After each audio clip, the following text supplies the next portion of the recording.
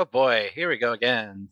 So yeah, I am doing a little bit more gold fishing with m- this guy I'm trying to make work. Um, for you guys who are not here for the last stream, I did for Magic. I usually do video games, but I thought I'd start trying to do some Magic stuff because that seems to be somehow more popular. Or, it's easier to focus down on getting an audience when the. So, anyways, the idea is I have a deck. It's not 100% 100. It's not 100 or it's not 99 cards exactly. It might be a little bit more or less because the part of gold fishing is me taking in and out cards. Actually, I'm gonna slap in this card too. It's close to 100 though, so it should run statistically should run fine. Because the real issue is they want to make sure that half my deck is either mana or something that helps me produce mana. Either creature ramp or just that. It's really just creature ramp because I don't really have any other options. Or creatures that can search for lands, which I might have a couple. I'm not sure, to be honest. I'm going to once again explain the commander for people who were in here last time.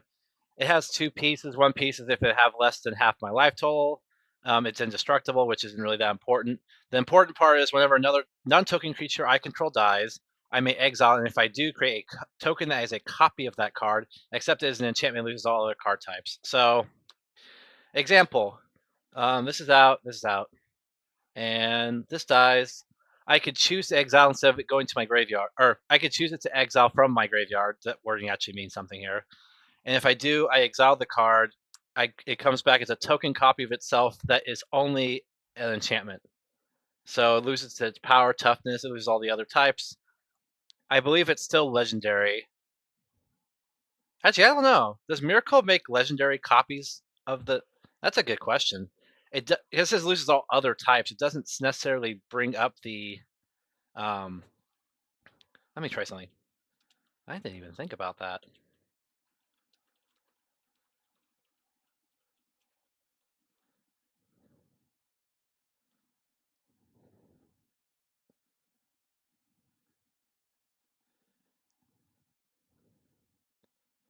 Wait.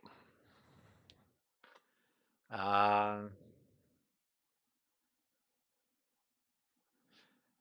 It doesn't explain explicitly, but I guess the ruling is that it is still a legendary copy because it's a super type. So, because it says card. Wait, what's a card type? So this is how this works. If you ever want to look up a rule for something, you can either look up the card on Gather or some sort of website that does rulings for it. But honestly, it's not. There's always like niche things. You could also depend on Reddit. But if you do Reddit, make sure they reference the rules that actually say why that works. Um, what's okay? So I want to look up MTG card types,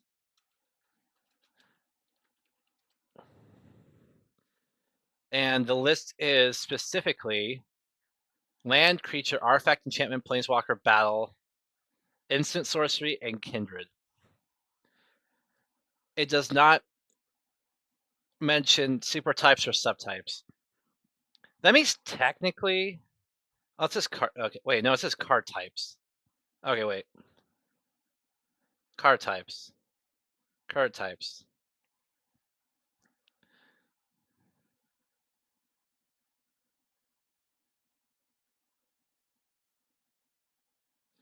That's confusing. So let's see. Most of the currently supported card types are exclusive of. No, that's not gonna help. It's okay. I don't like. Okay, I saw you use the wiki page, but it's a little confusing.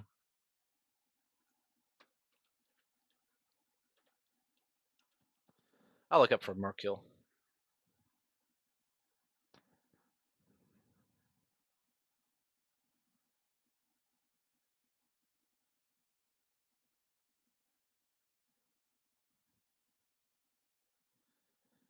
Okay, so this is why I like Reddit. Just for this, if they reference a rule called CR or CR ruling 205 1A. There's a bunch of shit.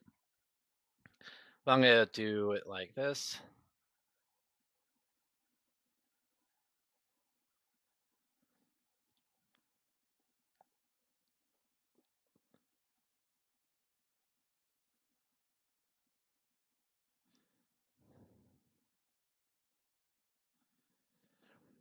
I think just for safety's sake, it'd be easier just to assume that the card keeps its legendary super type.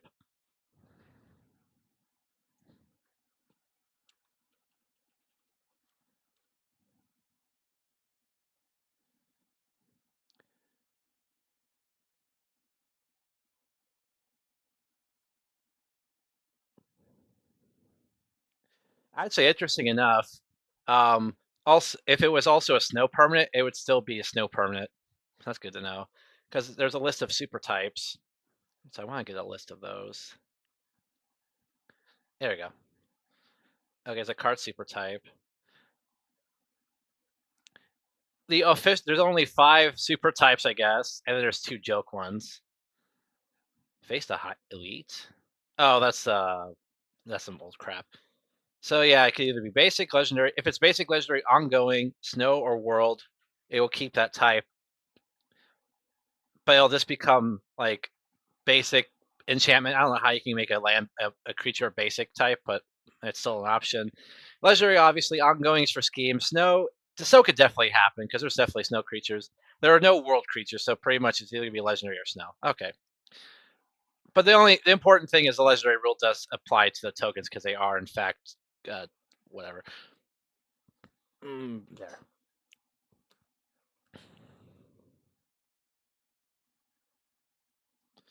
All right, that was me doing my dumb speech. All right, I'm going to just goldfish this. It's always good to keep track of your turns. Your deck should pop off by like turn. If you want to make a reasonable deck, your deck should pop up between turns 5 and 8. Anything after 8, and you're not already doing what you're supposed to be doing to win, it's a bad sign. If it's a competitive deck, it should win within 2 or 3 turns. But this deck is not good. Definitely not competitive. Also, there's a lot of stacks pieces in this. So if anything, if I keep my opponents from doing stuff, I can technically count those turns against itself. But 1, 2, 3, 4, 5, 6, 7. Do I have enough magic cards? Yep, 7. Also, I'm using only penny sleeves right now, which is not the best, but oh well.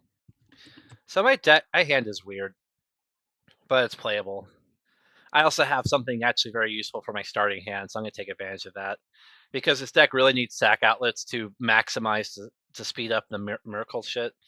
Because I need honestly, my stuff is better off when it dies, especially that I have a few cards that um, I could basically go infinite because since it gets -1/-1 counters on it to make itself go infinite normally, but since the creature dies from enough -1/-1s, um, it can't usually stay in play. But if it becomes an enchantment, it can still give itself the counters and still untap.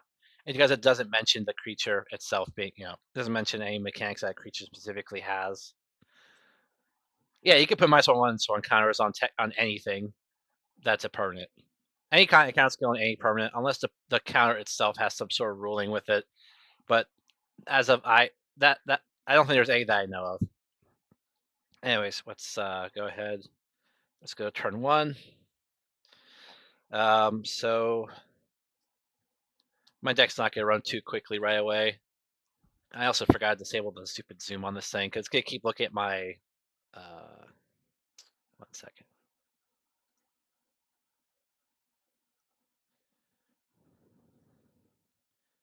I just want to turn off the auto zoom because that's the auto focus. There you go. My cards should be kind of readable. Not as good as you would want though from a stream, but given I've watched professional streams where the quality was worse than this, so you can't complain about this. All right. My hand did not get a 1 or turn 2 place, which is fine. So now I have access to all my colors. Although I have to sacrifice a creature to get the 3rd color. It still limits me a bit because I only can play 1 card, which would probably be my Jaheira.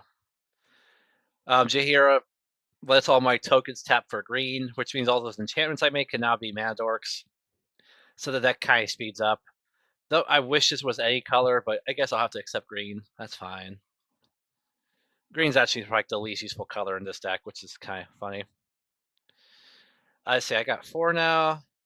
I could technically sacrifice Jahira right now to get 2 black to cast something bigger, but it doesn't really help my situation.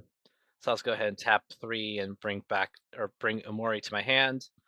The original card doesn't say this, but they changed it so companion, you have to pay 3 at sorcery speed to put this into your hand. And Jahira's is kind of like chilling here, not doing anything. Man, I'm not getting any black sources. Any reliable black sources. However, I could tap 4, leaving this and this open. Oh no, I need 2 white sources. Okay, I tap 2 white, bring a black. I'll cast this. Now my spells cost all my spells technically cost 1 less because my whole deck is creatures. So my commander is essentially for 6. The problem is if I use Pyrexia Tower to get that mana to get me, because I could play his next turn technically, but if I do so, I will lose one of these 2 permanently. Sort of permanently. I do have revival, but it's not reliable. Anyways. Ooh, that's an interesting choice. So I think I have no choice but to get my commander out. So I'm gonna have to pick one of these to lose. Chihira probably be the better choice because I don't know if I can abuse her. Well, this is an interesting dilemma I'm in. If I want to cast something, I probably need to use this. So I thought I would draw. If I drew 1 more land, I would have been fine. Or it had to be a black source, but I still need 1 more land. See, that's always a discount. This I can technically abuse because every time I make a token, I get more mana out of it. But sitting on it like this early in the game, Jahira's not that useful. So I'll just use her. I sacrifice her, tap out to cast my commander for the first time. So now anything that dies will become an enchantment. I'll move to the next turn 7. Not the best hand still, but that's okay. Now this is where I have to get a little bit clever because I add a few new cards to this deck that kind of contradict each other a little bit. So I have to pick depending on the situation.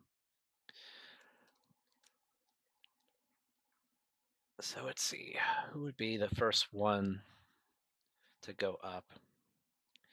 I want to get kind of screwed on black, so I might have to just sacrifice Umori right now just to get more black mana. So 1, 2, 3, 4, 5, 6. So I could play something up to 7 mana with a discount. Oh, nah, the time doesn't work. That would have been kind of cool, but I guess I will just have to do this way. I'll tap a black, tap these to sacrifice Umori. It comes back to enchantment. The fun thing is I can re-choose the typing. I'll obviously keep creature. And then I will cast out Undo Spirit Dancer, which basically, whenever an enchantment enters the battlefield under my control, I make a copy of this. I could do this only 1 each turn. The great thing is it does say may, so I could technically wait for a decent one to show up and then do it. But, in this case, I really don't have anything good for that. This deck's not running too smooth today. My mana source is a little screwed up.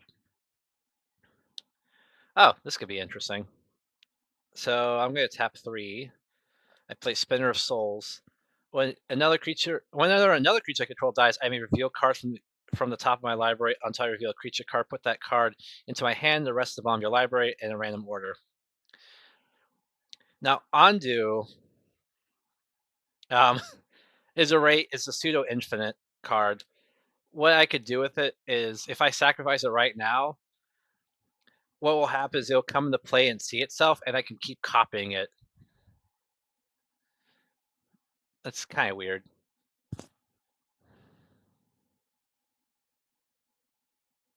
Because this is what happened. I sacrifice it, comes as an enchantment, sees itself coming into play.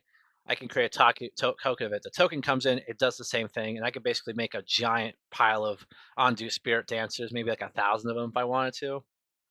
Which is why Jahira's actually probably would have been the better choice, because then I could just dort it out. If I drew this, I didn't know I had it.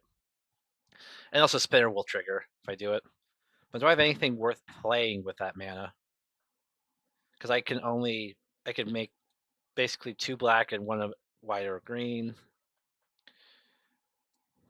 I guess I might as well put some taxes out. I'm gonna sacrifice Ondu. It's gonna come into play. I'm gonna make about. I really only need so many of them. Let's say I make 40 of, or I don't think there's actually I don't think there's any cards that punish you for overproducing enchantments. So I can just make 100 of these. Yeah, I don't know if there's any cards that deal damage based on the number of enchantments you control. So this will then trigger.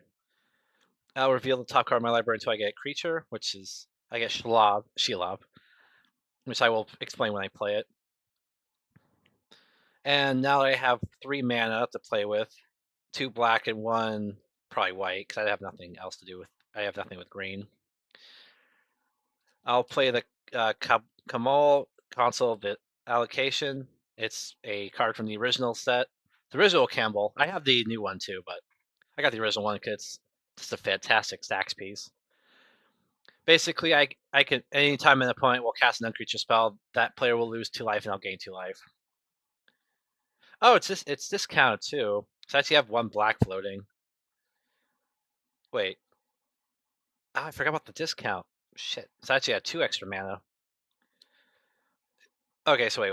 So this would have been 4. 1, 2, 3, 4. What did I do? Oh, I played this. So that should have been only 2. That should have also been 2, so that's 4. Oh, I can play 1 more spell. And I would have 1 black, so I'll play a Coffin Queen. Coffin Queen. Now this will help me now because what's cool about this card is a revival card. It only does 1 target at a time, but essentially how it works is you can choose not to untap it during my uptap phase. I can tap 2 in a black, tap it to put target creature or card from any graveyard into play under my control. Then I have to remove that. I have to exile that card if either Coffin Queen becomes untapped or I lose control of Coffin Queen. In other words, it dies or something. And what's great is if I mix it with a sack outlet, Myrkul will trigger and I'll get whatever creature will die from that. And also I get Spinner of Soul stuff. Okay, so my deck's starting to speed up and now I'm not regretting Umori so much. So then I'll go to my next step, untap. Man, I'm really not drawing much mana. Good thing I got Pyrexia Tower to fix my mana right now. Let's say, I think I'm on turn 9. So I kind of popped off already. My deck's running a little slow. As I said, by like turn 7, if you're not popping off, something is probably going wrong with your deck. So I got so many choices here. I do want to start working on. I could do some bonker stuff. Like for instance, now I have this out. Whatever enchantment I make 1,000. I make 100 copies of it if I want to. What's cool though is I can also control how many of each I make. So if I want to do multiple things in one turn, I can say, oh, I want only 10 of these or whatever. Especially like Spinner of Souls. If that thing becomes an enchantment and I copy it more than like a few times, my hand will just be full all the time and I won't be able to do much of anything. Like Jahira being out is actually probably really useful. Oh, actually. Is there a way to do this correctly?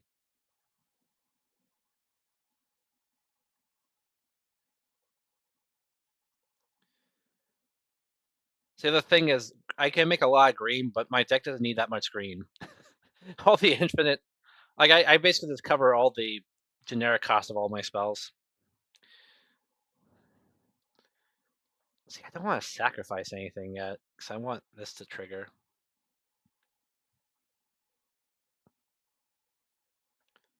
Hmm.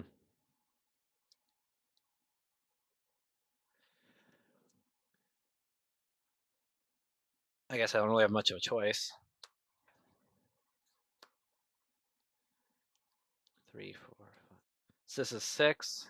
1, 2, 3, 4, 5, 6. I play something up to 7 mana.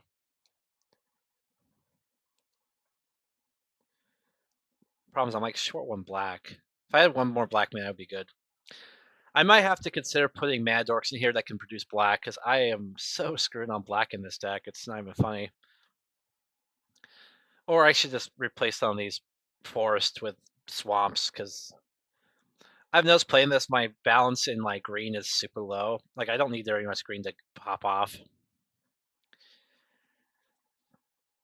I could also play something cheap and then I could use Spinner Souls to actually let's see what Spinner Souls gets me. So I'm gonna add 2 black. I will sacrifice I believe Jahira is the only time I've used it so far. No, I think I turned Umori into an enchantment too, so I'm gonna change the stacking here. So I don't get myself too lost. So this bottom row is enchantments. This top row is creatures. Sacrifice Spinner Assault itself doesn't do anything, but I could copy it a lot with just this out. How do I play this? I actually have a way that stacks out the to stop it so creatures can. I can make it so creatures don't exist anymore, essentially. But in any case, well, I guess Coffin Queen doesn't really have to stay a creature, so I'm gonna go ahead and pop Coffin Queen, produce 2. I'll reveal until I get a creature, Grand Abolisher. That's not a bad choice, actually. I don't need duplicates of it. Um, ooh, I think I'll make 3 copies. I'm gonna have 4 copies of Coffin Queen. The only reason I even want to make more than 2, like I could only afford to do 2, but if I get another black source, that's 3. So I might as well do that. So I'll use 1 black and green and white to tap one of the tokens I just made to play Jaheira. Right, to control Jaheira. So one of the tokens now has Jaheira under its control. Now my other 2, now all these tap for green. So I can all I have to do is cover the generic cost, which this deck is kind of difficult to do. I'll use 1 black, 1 white to cast Victor. See, that's why the time was a little screwed up, because I didn't have a way to get Victor to do its thing right away. Let's see, I don't have anything in my hand that's a single pip. I could do something stupid or reckless. I could say, oh, I'm going to attack with my Spinner Souls, because you kind of have to let it go through, or else I'm going to let it die, make like 5 copies of it. I'm assuming no one will do that, so I'll pass turn. Turn 10. Eek. Oh, I do something fun. Okay. This is actually what I actually need right now.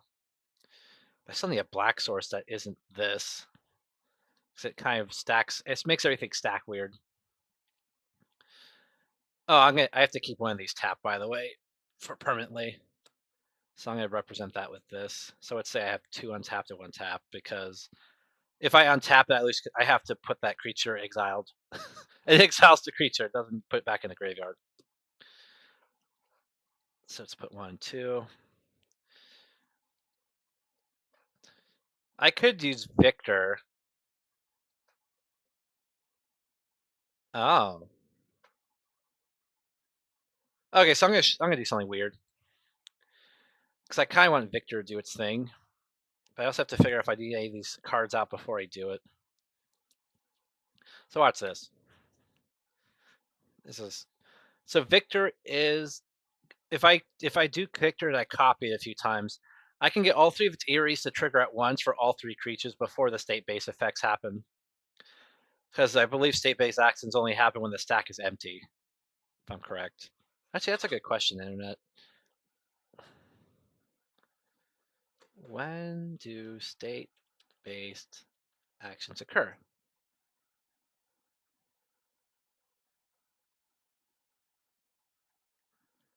Oh, whenever a player would gain priority.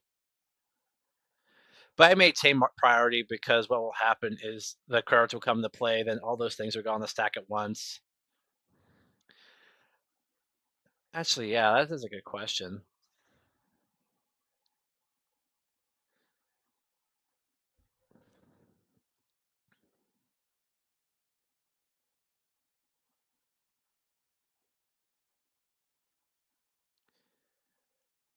That's a good question. Let's try the MT. Let's try the judge page. Save X actions or game actions act when certain conditions are met. Abilities that watch for a specified game state are triggered abilities, non-state actions.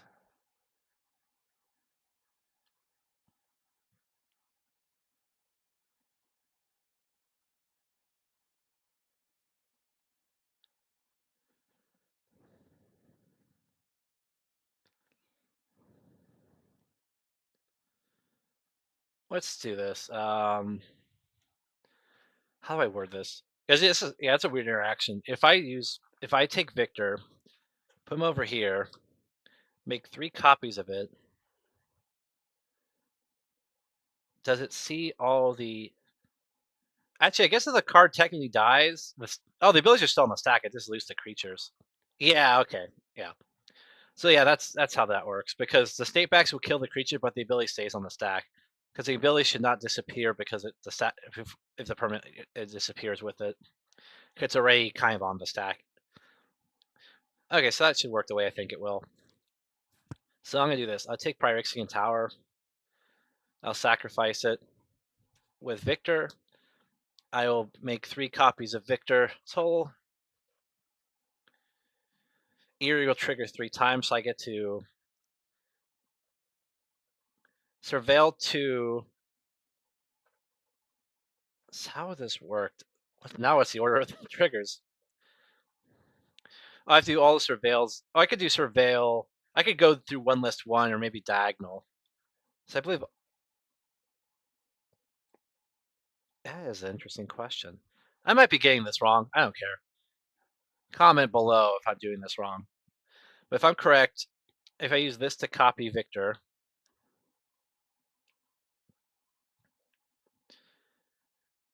and Victor will see 3 enchantments come into play. All 3 abilities should go on the stack at once, and then state baked action will happen. 2 of them will die, but I still get the 9 triggers. So I should be able to surveil 2 3 times, and then make everyone discard 3 cards, and then I can revive 3 creatures. Okay, let's try that. Surveil. I'll put Giza, Swamp back on top. Tyler's Provisioner, put this on top. Oops. Suture Priest, put this back on top. Second one, everyone discards 3 cards. Third one, I get 3 creatures revived. So I'll put Giza, Tireless Provisioner, and Suture Priest into play. That's a good card. So I got all my Victor triggers. I still have the floating 2 black.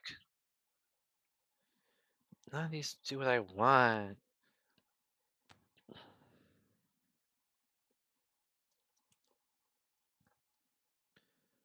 Oh, I also get to do this, which I should have done first. So theoretically, Giza should be in my hand if I did this correctly. And then this card should have been on the bottom. So that means I actually get to do a third surveil. This, okay. So actually now that's in play instead. Yeah, I was supposed to do this trigger first. Oops. Now my new enchantments can still tap for green, but the problem is I need land drop. I have no lands. I could do Coughing Queen again, but I have nothing. I have no good targets.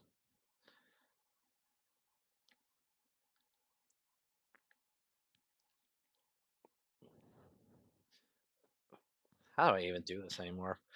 Anyways, I'll tap a green with a black that's still floating to play right of the reliquary. Right of the reliquary. Holy crap! I can't talk. I will then use the other black with like 2 of my enchantments to cast out Shelob. Right of the reliquary does not really do anything yet, but it's another stack outlet which will let me actually ramp. And lets you search rain land, by which is kind of cool. So you can search up your Cabal coffers, maybe Pyrexian Tower if you didn't already have that. There's a bunch of stuff you can do. And also, it's as I said, it's a second way I could sacrifice things to turn them into enchantments, which now will be copied like crazy. Although honestly, by now someone would have board wiped me at least once. I might be more screwed in this, but goldfishing is goldfishing. hmm what else? I have a full fist of cards and I can't play any of them. Well, no, I could play one of them.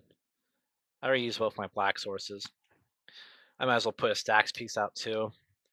I'll play an angelic arbiter, which I didn't even explain what these are. Um, well, no one's really talking, so I'll just play out the deck. I'm only just explaining like interesting interaction at this point, because if you saw my last video, you see most of these cards already. I still have a full fist of cards in my hand, and I can't do jack diddly squiddly with them. In any case, I can move to my next turn. I gotta keep this guy tapped.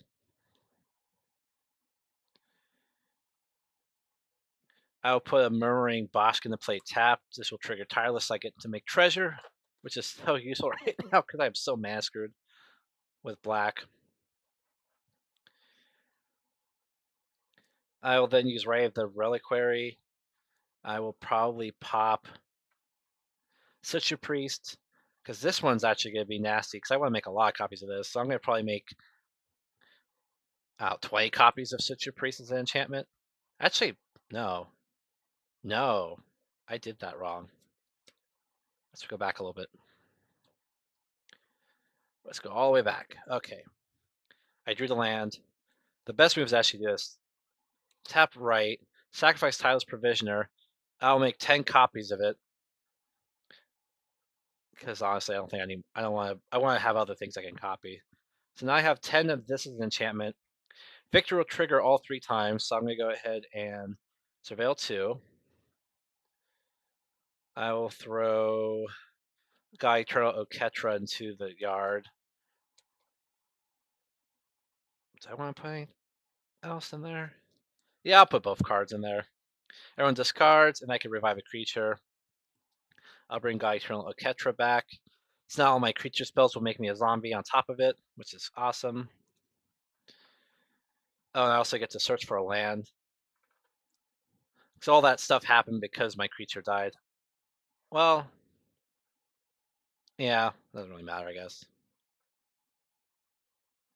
This ability will go on the stack. Actually, I wonder. No, the cost and the ability go on the stack. I'm not sure if I did that correctly. Man, this deck definitely makes you think a bit. I'm gonna rewind that a little bit because I think I messed up. Because when I do this, I believe I have to search before the ability of Myrkul triggers.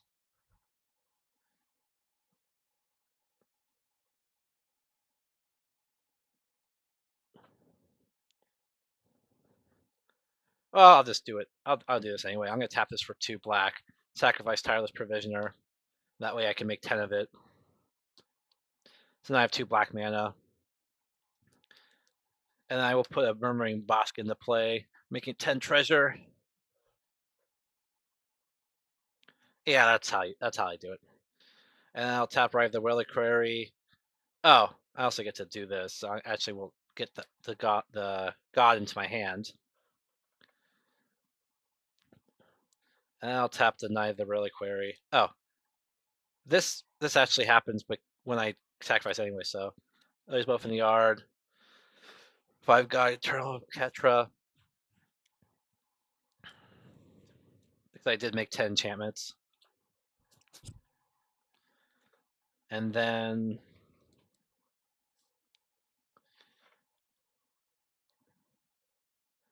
I actually want to do some things before, because I want specifically this card to be out before I lose something to it. So I didn't cast anything yet. So I'm gonna use the 2 black, and I'll use 2 of these 100 things to play Giza. I'll sacrifice Giza right away with the right of the Reliquary. This will die. It'll come back in. I'm not making copies of it. There's no point. I do get a zombie because I cast it.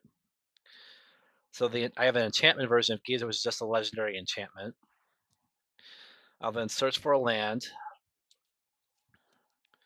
which will be a tap swamp because I am definitely screwed on swamps. I could actually search for actually, there's probably a better target for this. Where are you? Where are you? Was I about to draw it? Nope. Okay. And after Triome, it has to come to play taps. I might as well, you know, get something that's not great, or not. Doesn't matter if I could put into play tapped or not. So that should be a second land drop. So I'm at 20 treasure. So I could basically play out my hand. Yeah, I could play out my hand without using any more lands. And anything that the opponents will die will go into exile pile, and every upkeep I get revive that pile. I do have some like really messed up stacks pieces I can put out. So first I'll use 3 treasure, putting me down to 17 to play a Massacre Worm. I minus all the opponent's creatures. Anything that dies will get exiled. I actually get to choose which one of these will happen. So I'll probably let Giza's ability trigger instead because it's a lot stronger than Shalab's. That will also be a zombie token for me. And then I will then tap 3 more treasures, 16, 15, 14, to cast Drana and Lavala, which is just a stacks piece. Um, the important thing is right now they can't use their abilities, which I probably should have done before Massacre Worm, but that's okay, because they could have just responded and done some shit. I just have like no real sack outlets. I'll tap 2 more to cast out Grand Abolisher, just so they can't do anything on my turn. Although you can still use land abilities with that out. I'll then tap 1 more, tap it to bring back Windborn Muse. So now it's hard to attack me.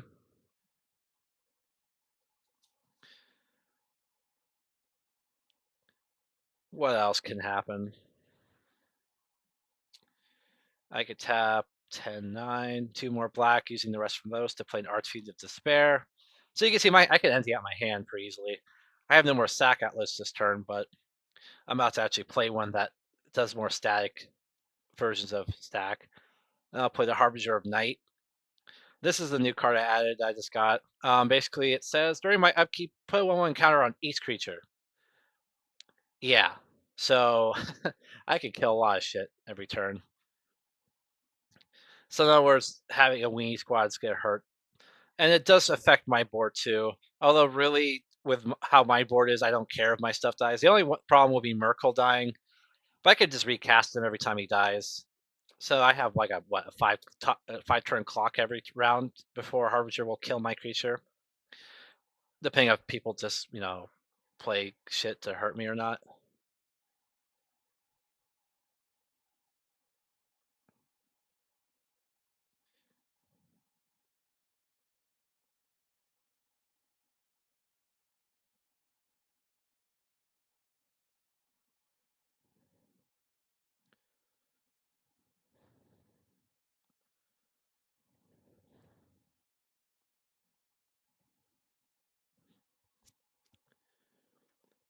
So yeah, now I have an empty hand.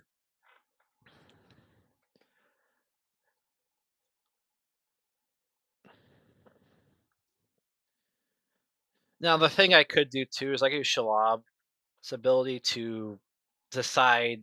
Like I could honestly pick which one of these will trigger, since they happen at the same time. So like I say, anything I want, take over and revive, I can use this. Anything I don't, I can use this. Because then I can go ahead and I can always use the ability to put into its owner's graveyard. All right, I have 2 of these guys now under contract. Anyways, let's just keep going, I guess. Let's get right out of there.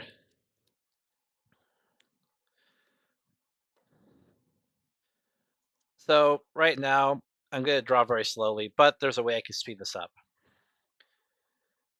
Um, so tireless will always give me a bunch of treasure if I put a land down. I could also use to make food, which doesn't seem to help. So right, everything will get -1, -1. Anything the opponent's control will go under Giza. I am not sure about this, but Harbinger of Night's worded weird because it says specifically during your upkeep. I don't know if that is if it was errated because I don't usually don't see that wording anywhere. If I'm correct, I believe they changed it. Yep, it is. They changed the wording. So now the errata is at the beginning. You got to keep putting -1 crown on each creature.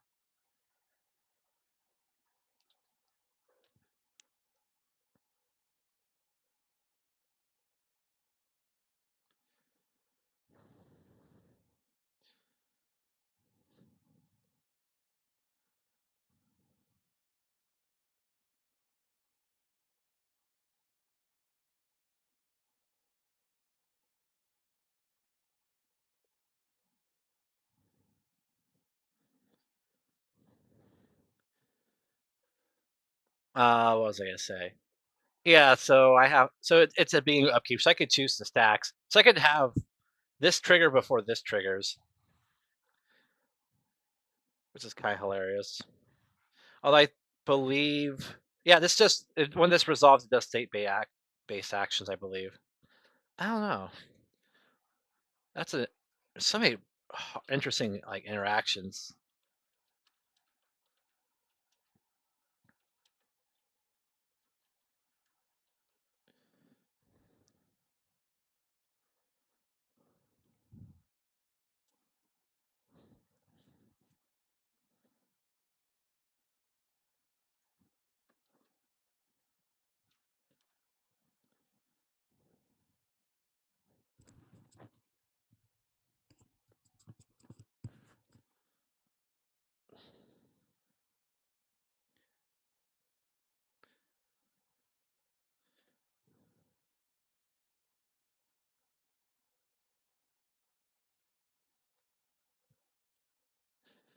I'm not getting a good answer. I'm trying to. I thought I could search up those two cards, but there's no like, man, you really like. There's some really crazy jug shit with this deck.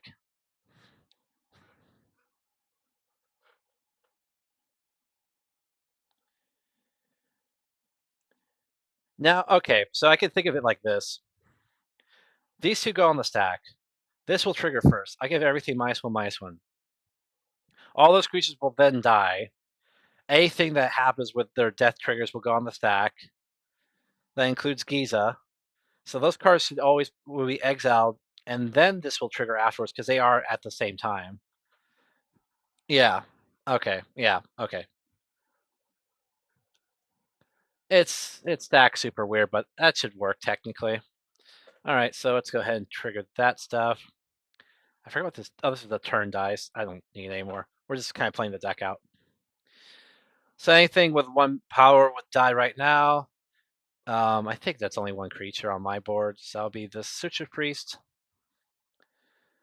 And then I'm going to let it come back into play with what, like 10 of. I can make. Do I have anything else I want to copy? Oh yeah, I do. Okay, I'm going to make 10 copies of it. There you go. Now I have 10 Suture Priest enchantments. These are all creatures up here. I got to start making more space. These are treasures. Now I could have been a lot. There's a reason why I chose to cap this at 100 over 1,000 or something. Um, I don't know if there's any cards that punish you from over pushing your enchantments on the board. So I'm kind of keeping that under control on purpose. So I do get 3 Victor triggers. This is actually not in the graveyard. So I'm gonna go ahead and Surveil 2. I'll throw both of these in the grave. And then that's yeah, and then that happens and I can revive any creature. So at this point I could take an opponent's creature. Because I'm going to do something fun after this is over. So that happens, and then I'll control everything, and then I'm going to use my Pyrexian Tower to sacrifice right of the Reliquary. and essentially, um, actually, I could do it. I might as well use this ability one time before it dies. I also just tap it to sacrifice it to Jahira to turn into enchantment. So I no longer have to worry about it getting exiled with Coughing Queen's ability. So one of these can untap eventually. The other one that I took control over was Windborn Muse. So I'm going to search for a land, put into play tapped. Doesn't really matter which one it is. Probably something relatively strong. Or something that gives me an ability that I can... I don't know if I have many ability lands in this one. I kind of down-leveled the lands in this deck on purpose because I felt like... I feel like either you should have a lot of stacked pieces... Oh, that's just perfect. It's a sack outlet. Lazatep Quarry. Just... It lets you stack... Basically, it's like Pyrexene Tower, but it gives you a rainbow. Or gives you one of any color.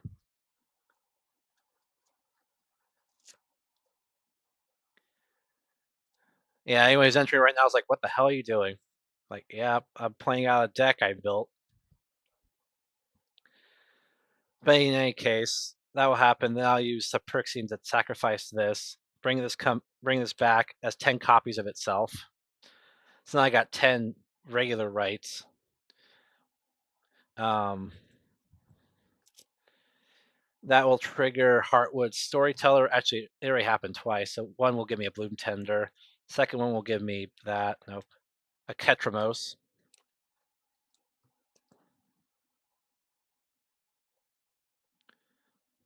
I should also remember that all my creatures right now are marked with one -1/-1 counter. That's relevant. So so now I do something that actually can help me a lot. This will flood me. I can get flooded with mana, and I can now actually start making foods with this. Which, by the way, I will make treasures first. So I'm at 27 treasures or 17 treasures because I brought one land. I can now tap 10 more of these to sacrifice pretty much everything I took control with Giza.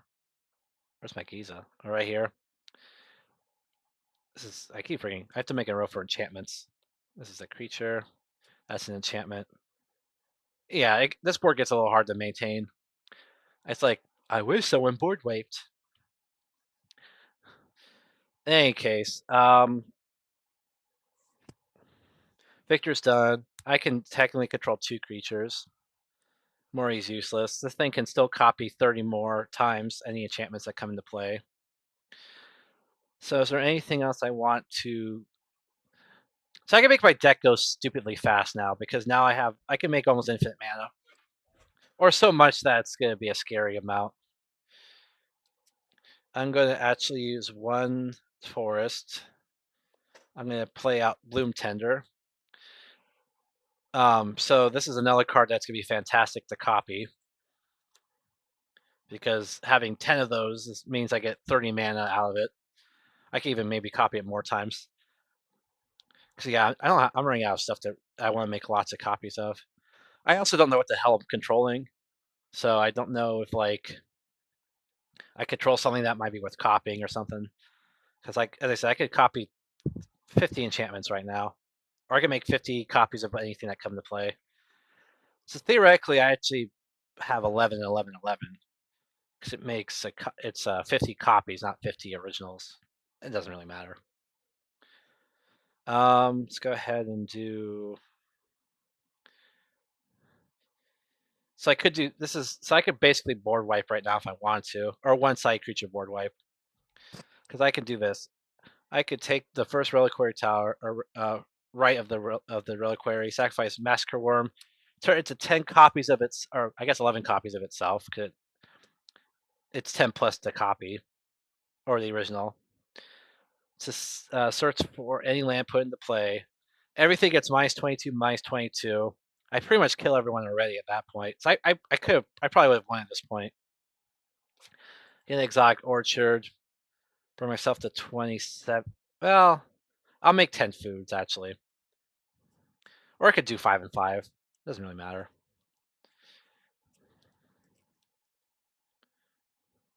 I can use the second right to sacrifice Bloom Tender. Oh, and also every time I get to reveal until I get a creature card, so I can keep playing my creatures. So, great. I got the Elvish Norn.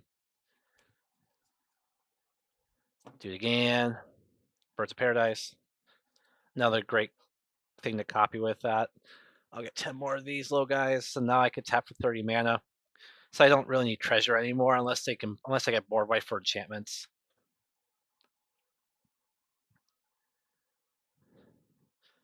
So I can basically just let my dreams come true now. And for some odd reason, oh, some of these cards will actually hurt me if I play them. I use another right trigger. I will probably snipe off anything I can make. Oh, Archfiend of Despair. I could bring that back, make 10 copies of it. So essentially, anytime a player at the end of each phase, if they take even for every damage they take, they have to take 11 more damage, which is ridiculous. That'll trigger Spinner of Souls. I get Yog. Oh, I got another sack trigger. I'm gonna play this using treasures. I have enough green sources to cast it for the anything that's not green. I play Bop for free as I can. As I have, as I said, I can just tap everything. I can play Elvish Norn using. I guess I use 2 treasures again. If they thought they had any hope once the turn's over, now they're stacked out from playing anything that has 2 or less power. So I'm actually get eaten by Giza, and then I can bring it back next turn. I could use right. Sorry, it's 11 of them. I could use this now 9 more times. I could just start sacrificing, let's say, Bird of Paradise. I already made 1, 2, 3. I picked already 4 creatures. So I can do 1 more. I'm not going to copy this, though. But I'm going to reveal until I get a land creature. I'll reveal Osier Talk. Too little too late, but that's fine. I'll then cast them by using 2 treasures. So whenever I make a token, I get triple the amount, which is bonkers. I think I'm out of stuff that would really help me enough.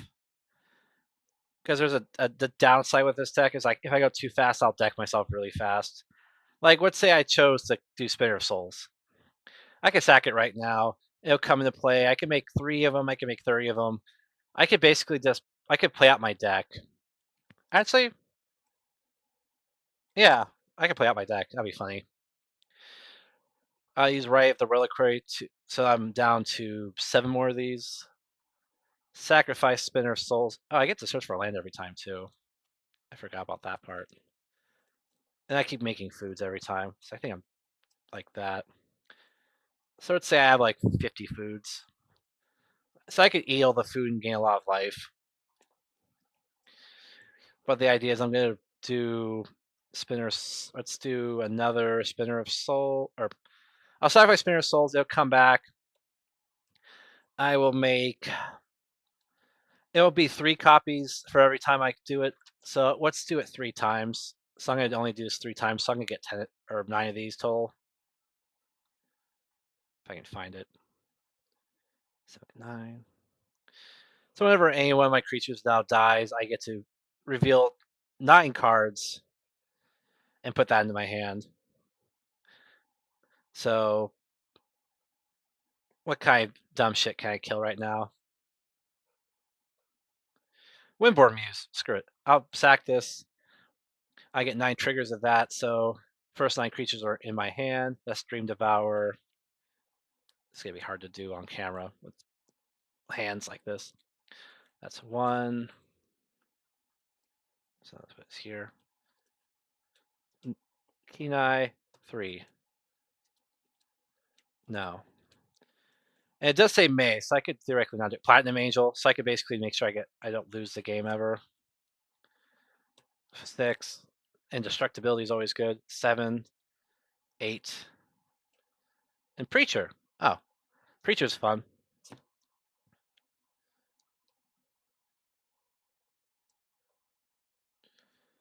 I have to read how Preacher runs because Um, they word it such a weird way back in the day. You even play Magic You Poo? I saw your little comment there.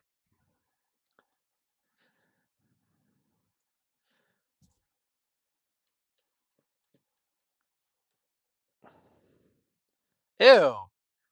Okay, you should not look up the word preacher by itself. There's just a it looks like a guy with an a-hole for a mouth. Okay, that's not what I want though. I need to read the actual oracle for preacher.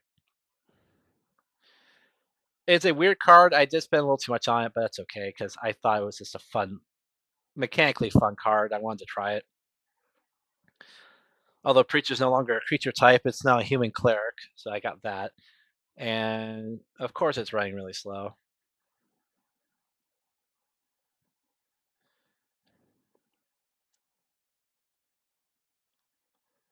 Huh? Why did it rise in price at that point? That's weird. Come on, I need okay, Scryfall, that's fine. I think they have rule leagues there too.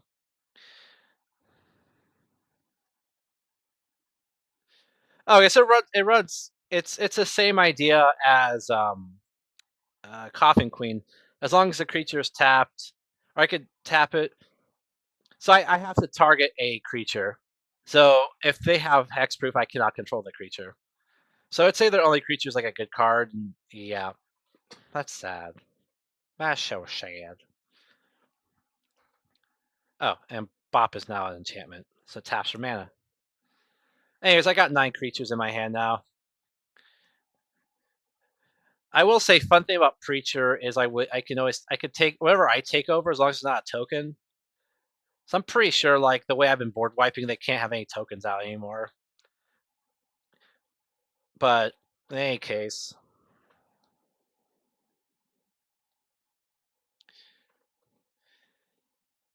given how much green I can produce now, because all these also still tap for green mana, haven't had to tap a creature yet or enchantment. So if I play, I don't know, Nylea Keen-Eyed, tapping 4 creatures or 3 creatures, because I have a discount. I could just tap 3 of my enchantments and just reveal the top of my library and keep getting. I get basically all the creatures out with all the green I have. Let's do that. So let's get all the creatures out of my deck because I broke this mechanic. Do, do, do.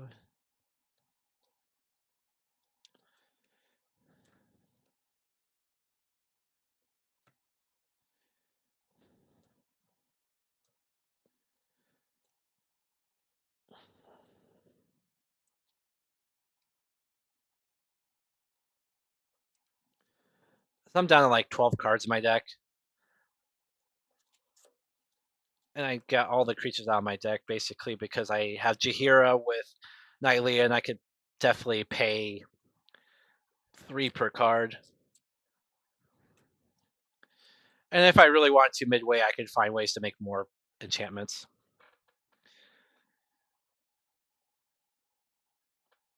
Oh, well, I put a swamp here by accident. Um, now is anything here gonna break the game right now that I already don't have out?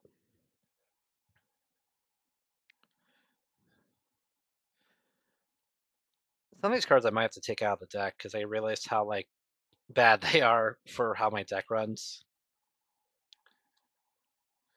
Well, I could play Mondrax, so now everything will make 6 tokens.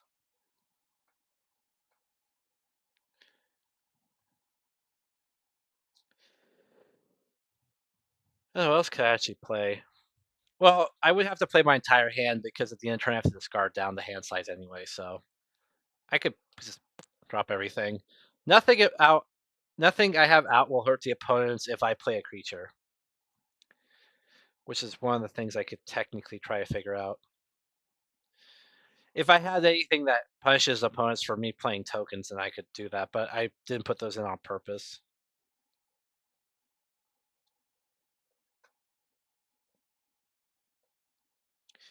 I would probably play combo. That's the only thing left that would do the job. So basically, whenever one or more tokens enter battlefield under my control, each opponent loses one life and I gain one. The only downside is it's one or more, so I only get one per interaction, which is not the best, but that's okay. Probably better than being broken, I guess.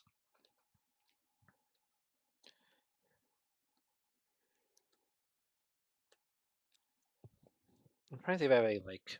Oh, I can also just do Kodama the East Tree, which makes it so whenever it permanent ATBs, I can put another permanent from my hand into play if its CMC is less or lesser than or equal. Which means every time I convert something to enchantment, because it keeps the mana cost of the original enchantment, I can essentially put something from my hand for free and let the chain keep going. Something really else in here that would be like amazing. Except I guess Doomwake Giant, but that just is another stacks piece to make everything get small. Because then if I sacrifice, I don't know, use rights abilities, put a land into play. Sacrificing, I don't know, I can even just sacrifice Doomwake Giant. Put this into play, make 30 copies of it. All my opponent's creatures get -30, -30, they all die. They get exiled with Giza. Yeah. Okay, I'm done. I basically got to the point where my deck popped off like as strong as it'll ever get. As this deck, because I have so few, like the goal is to not have very many creatures out. I on purpose made sure that my most of my stacked pieces are creature based.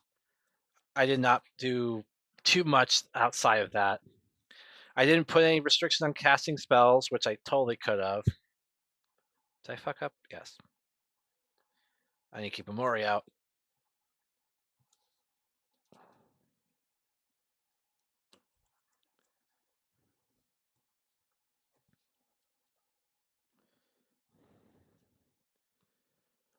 I still think I'm waiting for a few cards to come in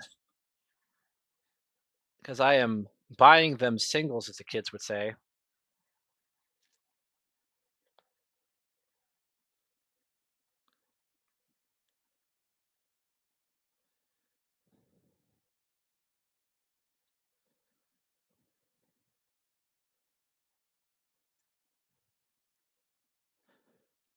Oh, I can self-promote. Let's do that.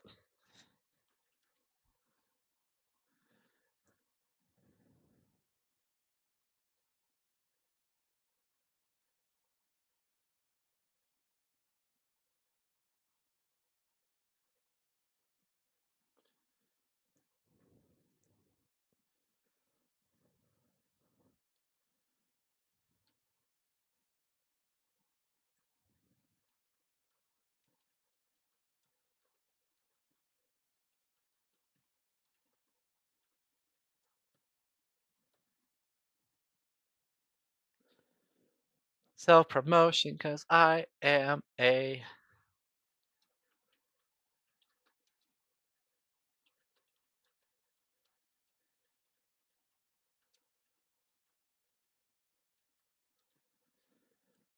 Screw it.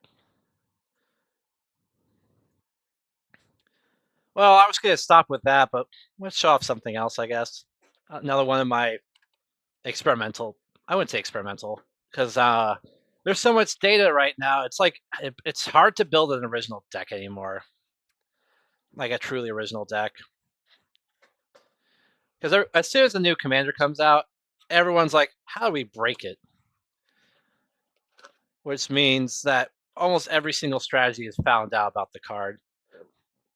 And some strategies are not as great as other ones, but the idea is you want to take a less interesting strategy and just abuse it somehow. So I probably should change to something slightly different. That's okay. I'm still working on commander deck stuff. This is a Yadris Maelstrom Wielder deck. It is all the colors except for white, because I'm inclusive like that.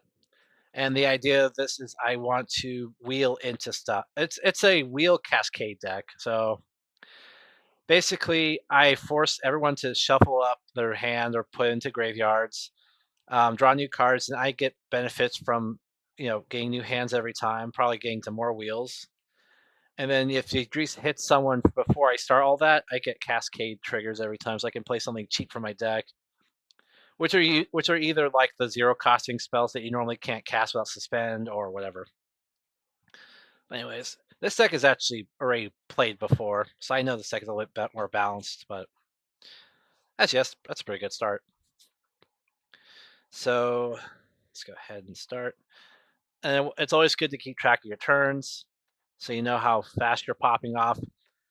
So that if you're not stable by like turn 6 or 7, your deck is not that strong. Not as an insult. I mean, some decks are designed to not be strong.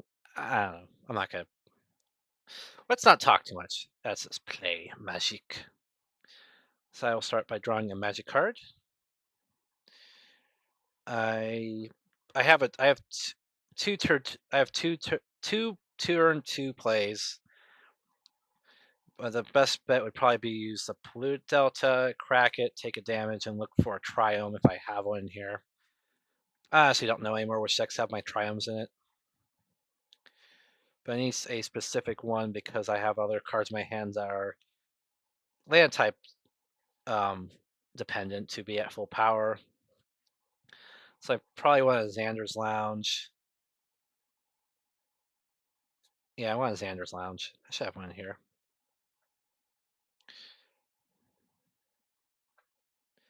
Xander's Lounge, Xander's Lounge. Where is it? There you are. Cool.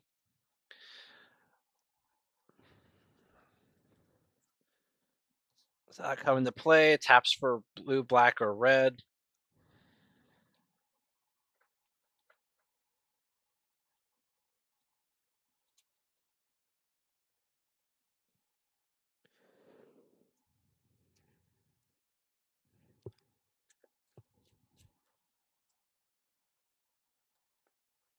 All right, cool.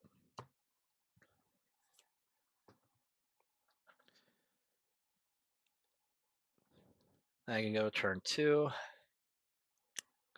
The reason I look for specifically this is because I got one of those new. I don't know what they call the cycle. Type dependent lands. I don't know. But now I could do tap 2,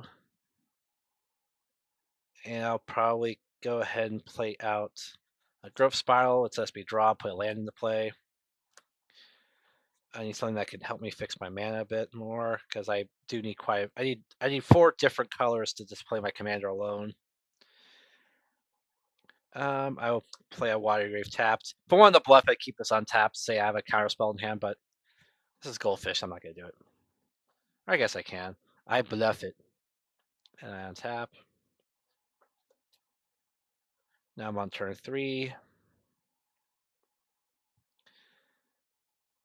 Actually, the best one I should play last turn was a Sunken Hollow because I didn't need it. Anyway, turn 4. I need to think about how I'm gonna do this so I don't mess myself up. Play a regular forest, tap these 2 to play a Farseek. The land comes into tapped regardless of what I get, so I might as well look for another tap land. Triome.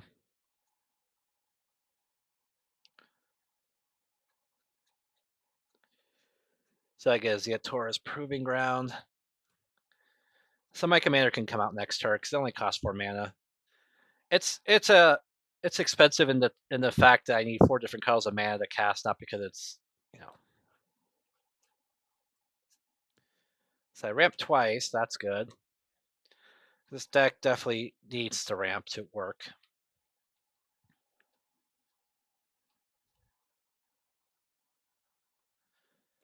Now my goal right now is to make sure that Maelstrom Wheeler can get through to someone if I want to truly abuse the ability of it, but it's not important. Let's say during someone else's turn, I just counterspell something that would stop me from playing, which turn 3 or more costing spells usually are at that point where they can start stacking you out. Let's go ahead and play Alchemist Refuge.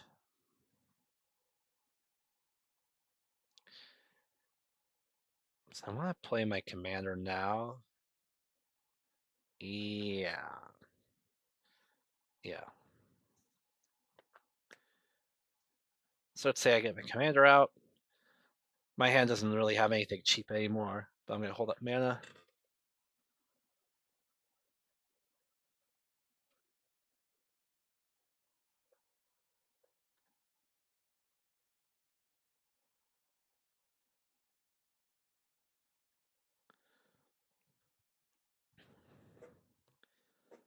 In any case, so that'll be this is now turn 5. So hopefully my board doesn't get messed with at this point. I'll shock and watery grave. Now the idea was I want to get through with the Idris, but I have to do it in a certain way. It doesn't matter who he hits. I don't really. This deck isn't designed to do commander damage. It's designed to get the trigger of the cascade going. And this deck is really. It doesn't depend too much on that. See, Idris is more for the color pips than the actual ability, but it works with the deck anyway. As I'll hit someone, everything gets cascade. I'll use my 2 shittiest lands to play out Arcane Signet, which will let me cascade into something that costs 1 or less. Which, nope, nope.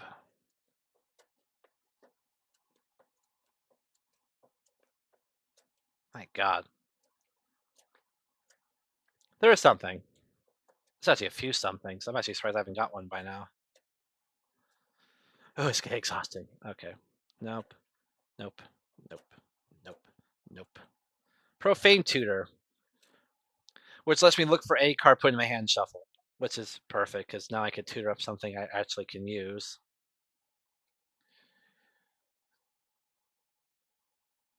So I can either aim for something that speeds me up or something that makes Idris more reliable. Most likely, I'm going to pick something that will.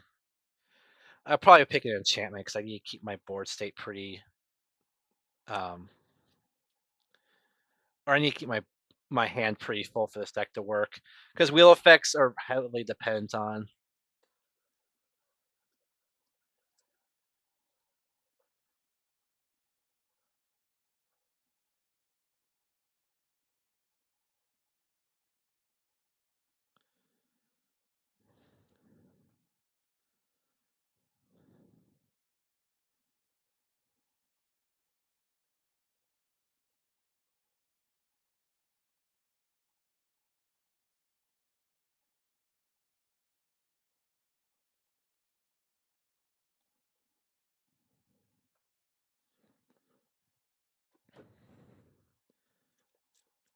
Right, my brain just turned off. All right, anyways, Profane Tutor goes there. RK Signet finally gets out. So I have 6 man. I have 6 mana to play with, and I drew one thing that's gonna be useful. It's it's actually a really interesting card with a wheel effect that I get because now I have green. Because a lot of wheel decks are red blue or red blue black. It's really rare to actually have a green addition to it, but I get it, so I'm doing it. So I'm gonna tap this for green and this for doesn't matter. Play On the Trail, card on the stack. Once again, I get to reveal until I get a 1 CMC spell or less. There's a way to do this smoothly. I guess I'll do it this way. Doesn't really matter because I'm goldfishing. I'll get a Swan Song, which doesn't do anything. So I'm going to shuffle it back into my deck, which is fine by me. 4 mana left. I'll probably tap 1, 2.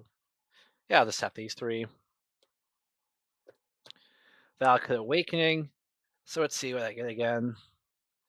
That's need 2 CMC or less. Explore. That's a good one. And what it's actually funny how this is gonna work because I have On the Trail, which is sort of a weird trigger with it. So I can play additional land this turn, draw a card. So I'll do that. Draw the card. On the Trail says whenever I draw my second card each turn, I may put a land into the battlefield tapped. I'll put this Ogre 2. And then I'll trigger Valakut Awakening. I'm just gonna use it to draw a card. Oh, that was less dramatic than I thought it would be. Let's go ahead next turn. So I ramped up pretty well. But I need a draw spell.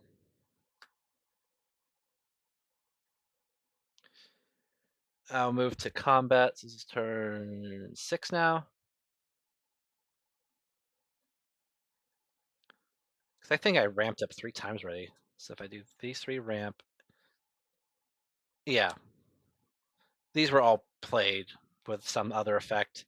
Actually, how many times I actually ramped? 1, 2, 3. I put 3 different. Oh, 4. 4 different lands into play. Although theoretically, the last turn, I don't think I actually made an extra drop, but it's fine. Hit someone, Yadris, doesn't really matter. I want the Cascade. I'll then tap the least useful lands here, which are usually green, this colorless one. Yeah, I don't really need green source. I don't need anything specifically green, but I do need to make sure I have enough of the other colors. So this will tap for red. I need 1 blue source. So probably this. Actually, yeah, this is what it is. So that's 5 and 6. So I played the Locust God. This will allow me to cascade into something that costs 5 or less. Oh. That does nothing. So it comes to play. That was fun. I will then I'll tap everything except the Arcane Signet to cast Wheel of Misfortune. Ability on the stack. Reveal until I get a 2 CMC or less spell and cast it. Faithless Looting. That's actually not the worst thing I can get.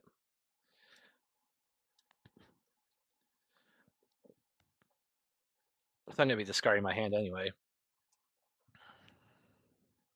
Oh, shoot. No, one of my cards got under the box next to me. Come back.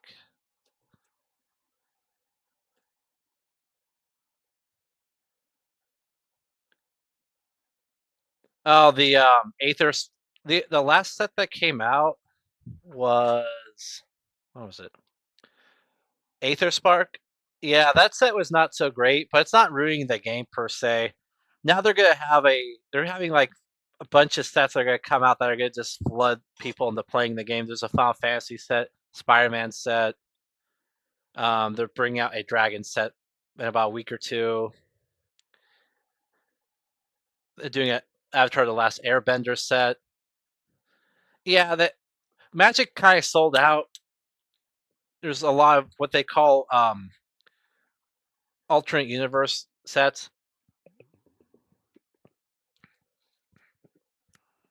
Kind of like what they did with Smash Up, or the person I'm answering knows what Smash Up is, so that's why I'm able to talk about that. But in any case, I'll do a Faithless Looting, draw 2, discard 2. I'll discard these 2.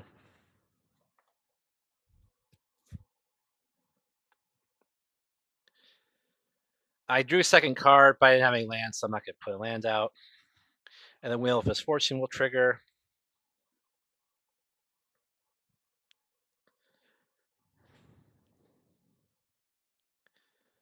Now, and I also get to make 2 little babies. Yeah, The Last Airbender. Yep. Not the blue people, like the actual pseudo anime Avatar, the Last Airbender. Magic the Gathering is now making sets that coincide with movies and other properties that work with it. Like they had that new Lord of the Rings show that came out last year, Rings of Power. They made a Magic set for it. The new Assassin's Creed game that came out last year, also Assassin's Creed set. Now there's a new Avatar: Last Airbender show coming out with, like, I guess adult Aang in it. There's a set for it. I guess they're gonna. So I don't know what the new Final Fantasy game's gonna be. I don't know if they're gonna do Final Fantasy 17 this year. There's no announcements about that one. They did that with Doctor Who. I'm surprised they haven't done a Star Wars or Star Trek one yet. Maybe Star Trek, because Star Wars is Disney, and they will probably say no right now. They did SpongeBob Secret Lair is basically like a small set, like of 5 to 10 cards that are thematic in some way, but they're like reprints of like cards that already exist, but with like skins on them. Yeah, this is all real shit. This is all what Magic is now. Actually, let's see. I might have one card here that might already have the. Is there something here I can show off? There must be one here. I must have one Universes Beyond card I could show off. This to show what it looks like,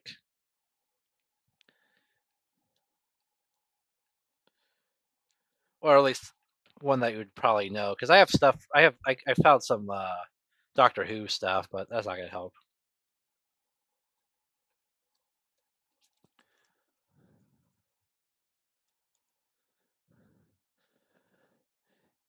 Yeah, that they did a good job. The one that I was surprised and also not surprised with was Jaro Iroh, because I saw he used to do he was in a Chinese or not Chinese, a Canadian sitcom called Doctor or Kim's Convenience or whatever. That's like the big show that he was from. Oh, by the way, here's a Gollum card just to prove my point. This is Lord of the Rings. Look, it's Gollum. He does Gollum things. But yeah.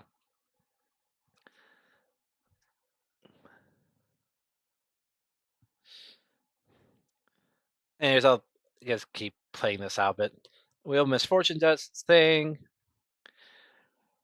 Usually, the goal with this card is you want to pick a small number, but not the lowest number, because unless you really want to keep, like for me, I have one card in hand. I want Wheel of Misfortune to hit me because I need to play something.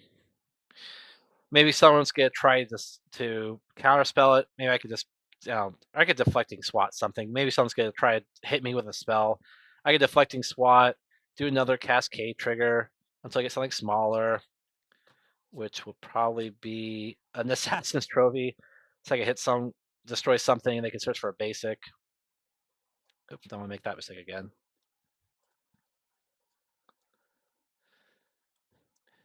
Yeah, I think wasn't part of it because of Oh yeah, no, because the guy who made the show was like, I'm done. Yeah, I remember that. I can't remember half the actors in that show's name anymore.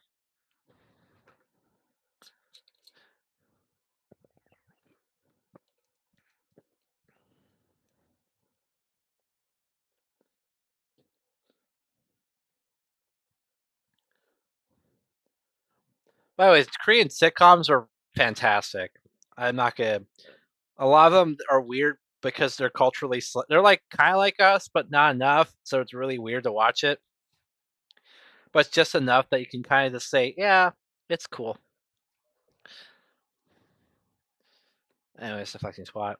Wheel of Misfortune will trigger what say everyone discards except one person. I'm gonna draw a full fist of cards in my hand, so I need it super badly.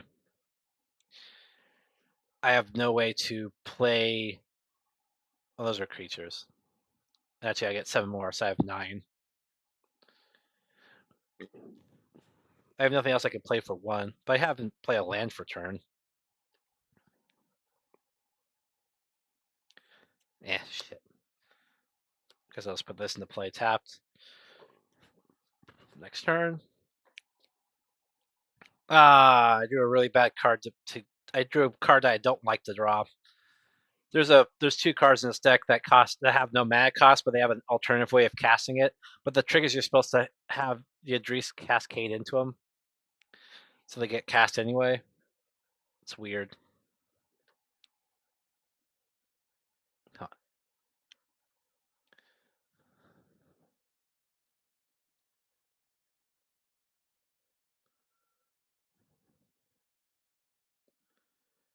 Man, people are getting so salty on the internet.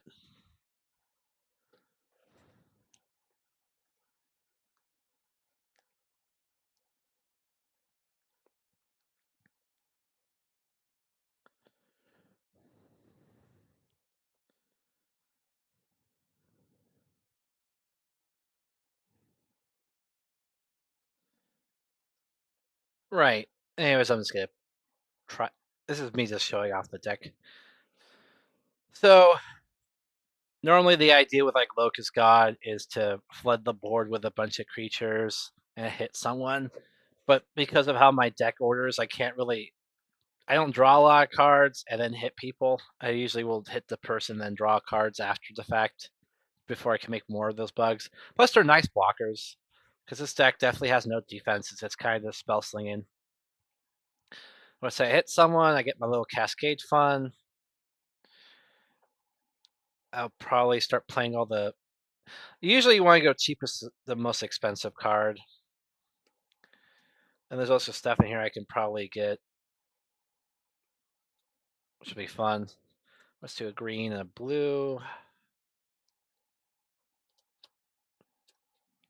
To Planar Genesis.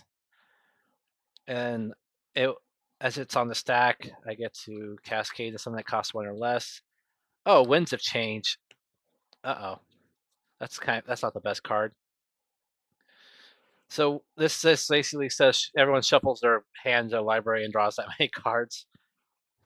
It's like wheel of it's like what do you call it, windfall, but shuffling. So at this point, I would if I had anything instant speed, I would get to cast it, but I don't. Is there anything here else? I was there anything I could have cheesed out? Nah. All right, so this will trigger. I'm going to shuffle and draw 6 cards. And I can deploy a land into play tapped out of those cards because of on the trail triggering.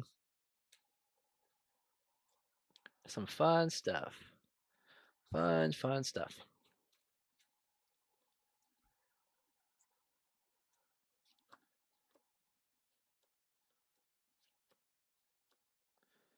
This will then trigger my Locust God, so I'm up to 15 little bugs.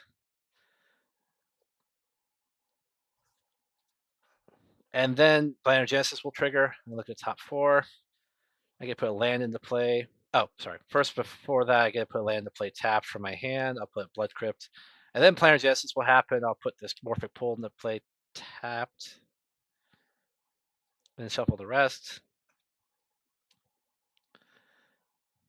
I could have also just kept the card, but I'll ramp when I have the chance to ramp.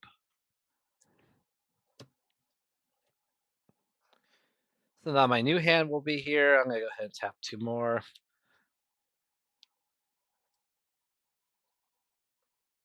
Yeah. Never mind. I'll do Frantic Search, tapping 3. And this will trigger Cascade. Let's see what I get for 2 or less. There we go. Waste Not. That's a good one. Basically, it's whenever an opponent discards something, I get some sort of effect from it. Always a good card. Always a good card in any deck where you're actively trying to make your opponents discard cards. Then this will trigger. I'll draw 2, discard 2, which will be Will of Rust Verge and a Swamp. That'll make 2 more. I also get to tap 2 lands, which will probably basically be the 2 tri-lands. So it's untap 2 or 3? Oh, 3. Ooh. Well, I didn't really abuse anything else, so Cinderglade.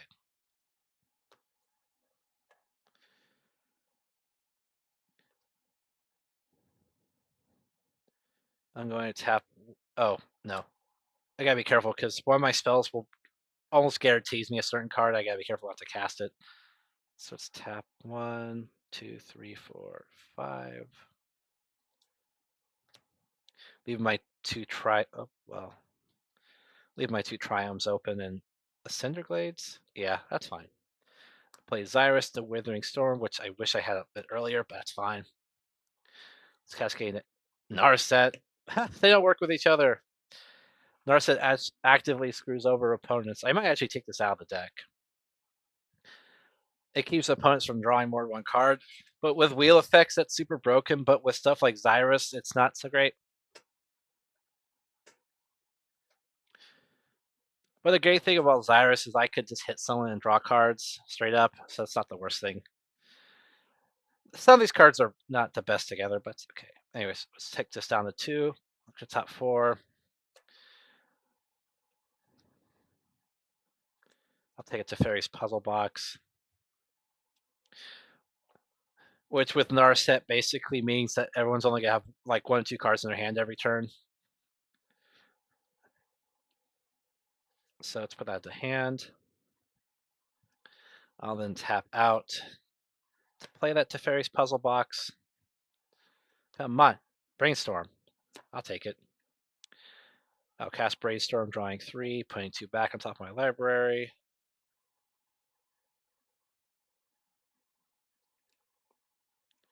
Well, whatever I'm about to put on top will be drawn, so I'm just gonna stack it in a way.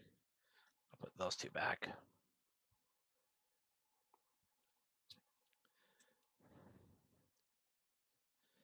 And then I cycle around. Also, I like 20 of these little bugs.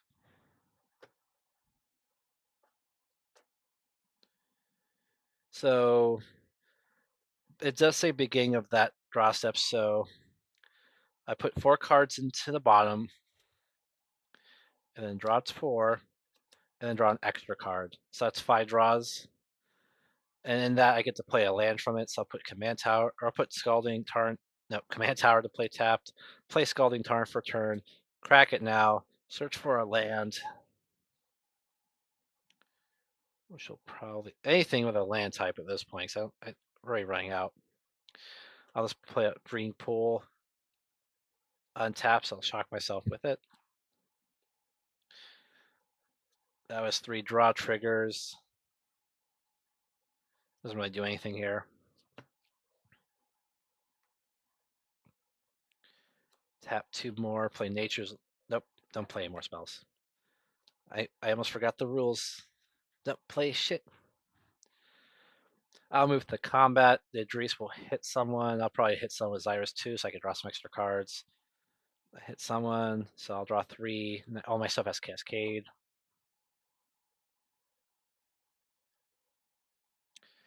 Then I'm gonna just play out all my cheap spells because it's hilarious. Tap 2, 3 visits. It'll cascade into something cheaper.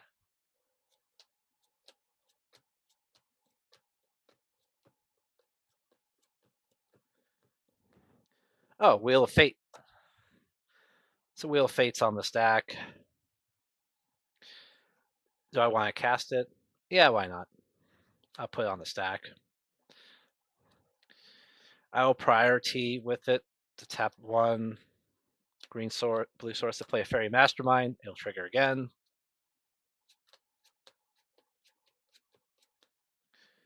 Offer you can't refuse.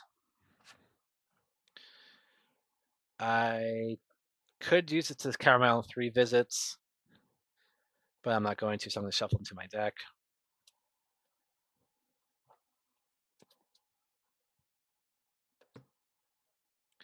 Fairy Mastermind will then ETB, which also counteracts with Narset, but it's okay.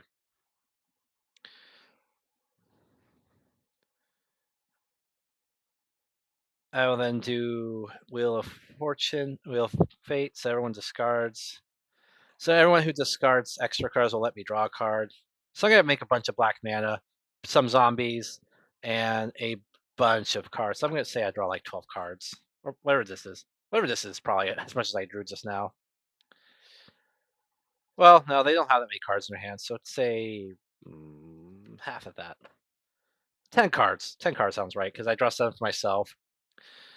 No one else could draw cards, but they do have to discard whatever's left in their hand.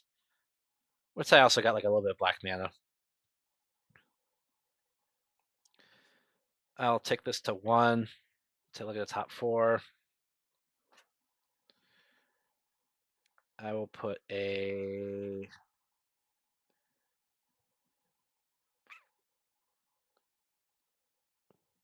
Abundance into my hand.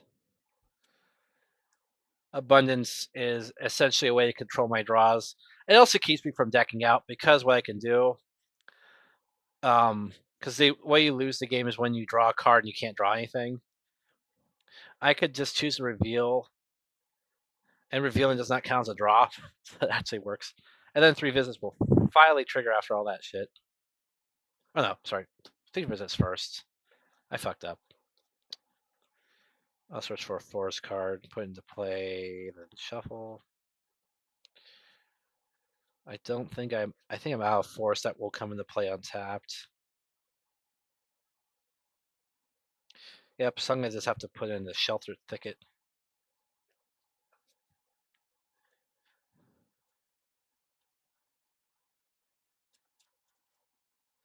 Yeah, I think I might take Narset out of this deck. It actively works against me.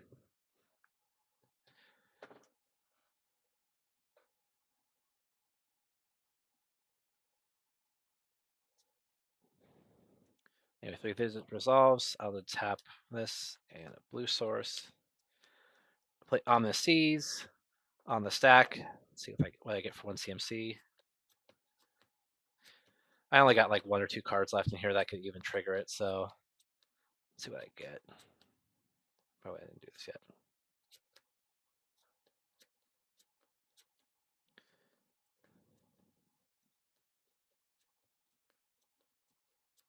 Library of Lang. So I no longer have to discard, and if I do discard, I can put it on top of my library instead. Which means now wheels do not work on me, or at least not traditional wheels. Because I can literally just discard it on top of my library and redraw the hand, which is kind of a fun way to abuse that. Um,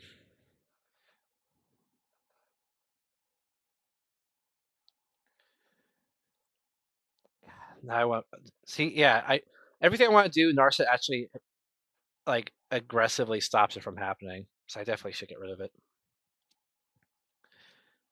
Um, what else can I do?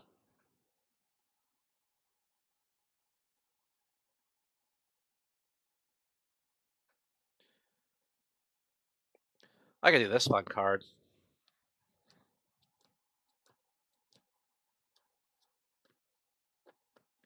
Molten Psyche. Each player, they shuffle their hand to library, then draw that many cards. So that's going to be a shuffle 7, draw 7. I do control 3 more artifacts, 1, 2 in my rock that's buried in this pile. So then it'll do its second ability, which is makes everyone take each opponent take damage equal to the number of cards they drew this turn, which with Narset makes it kind of shit. Yes, Narset's kind. Yeah, I think Narset has to be removed from this deck. That's like the 4th card that's stopped it from actively doing its thing. Stupid Narset. Who thought card stacks would be a problem? 7 cards.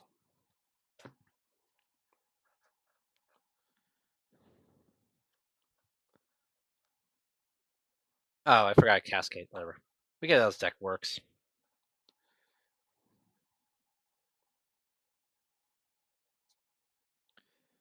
Let's do. I actually do need my deck to get shuffled, so I'm gonna cast Reminisce. This is just a fat. It's a little card that's great. I like it.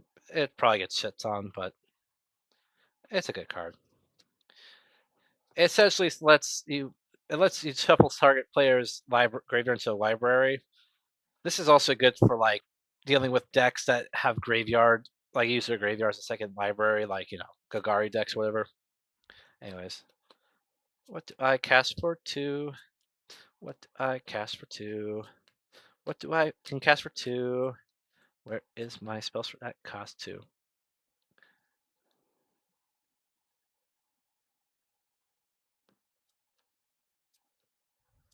Jeez. Of course it's that card. Okay, let's go at the bottom. And since I have to shuffle my library anyway, let's do that.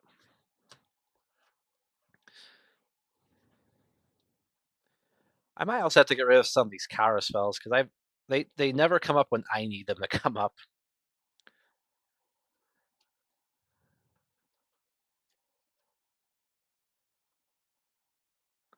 I will say though, like some of the one counter spell I keep getting, the one that makes treasure, I can counter the spell I just cast to basically just ramp up for next turn.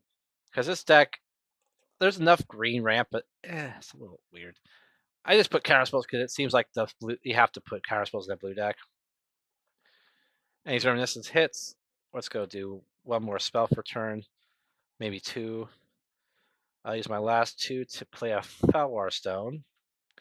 See what it cascades into. Now that I have my whole library back, I might get one of my free spells. Or my 0 mana spells. Of course, it's a freaking offer you can't refuse. Okay, that just gets shuffled. Yeah, I think I might get rid of counter spells. I don't know. That's like a thing you kind of have to have. Anyways, I think I'm out of shit to do. Yeah, so then I'll move to my next thing. Teferi will trigger. I will take 5 cards.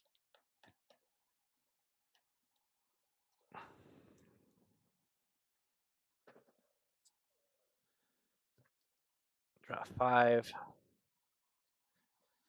I get to put a land into play tapped from that pile, which will be this Maya. This will put me at like 14. This thing also just gets ridiculously huge anyway. Play land for turn. I could do this just so I could speed up my game strat a little bit. Because I don't need the Cascade to win. Like, the Cascade does extra fun stuff, but it's not necessary. Actually, I'll take this down first. See what I get. So it has to be a sorcery instance, actually. I'll just get Wheel of Misfortune. That works. Then I'll tap 3 to cast a Frantic Search. Draw 2. Discard. Hmm.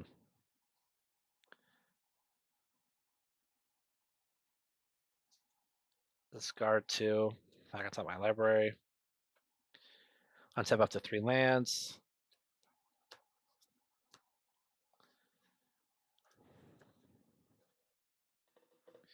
Tap a green and blue to Growth Spiral. Draw a card.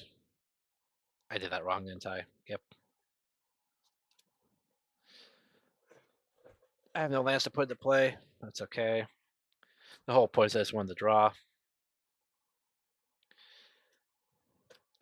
Nature's Lore, search for any forest cards that are left. I think I will whiff, but I'm going to do it anyway. Literally anything that says forest in it will go into play. I don't think I have anything.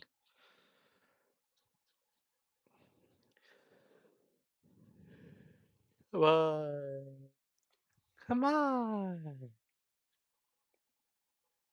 Yep, I whiffed. Cool. But at least I get a nice shuffle out of it.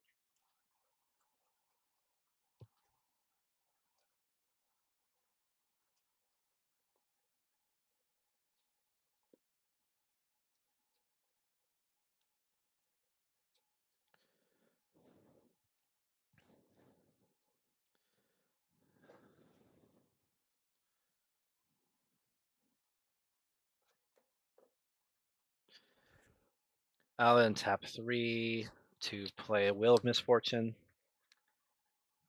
Actually, I'm going to tap 3 more. To make it, I can cast spell stores only have flash. I'm going to play Wheel of Misfortune. Actually, I'll play Walton Psyche, and I'm going to play Wheel of Misfortune in that order. Now they both have flash. I'll stack it like that. I have an empty hand.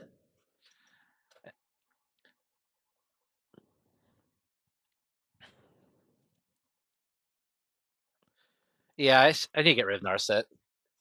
That card's really effing up my game plan. What do I replace it with? Actually, is a good question.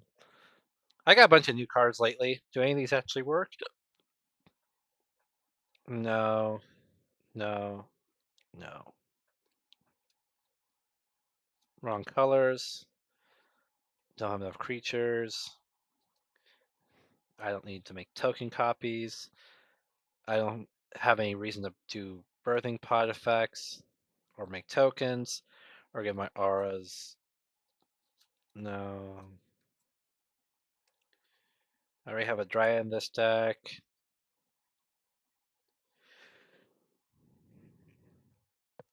I actually don't know what I would put in this deck to switch out.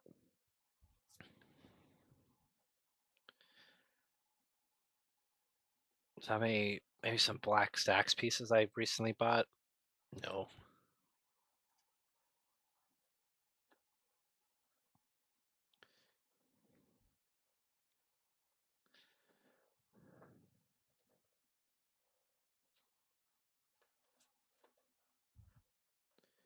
Anyways, let's get these triggered off. So I'm gonna try. I'm gonna on purpose pick a number that will give me the.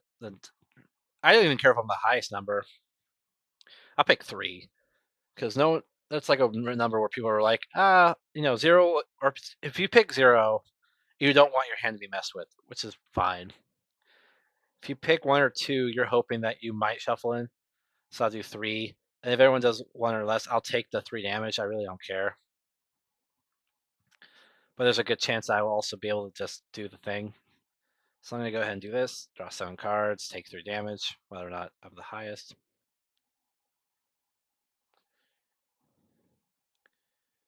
Well, so now I still have priority before Molten Psyche triggers off. So I'm going to go ahead and tap 3 to play Brilliant Revel.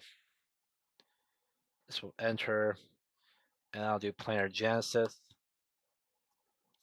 So I'm tapped out. So it's like the top 4.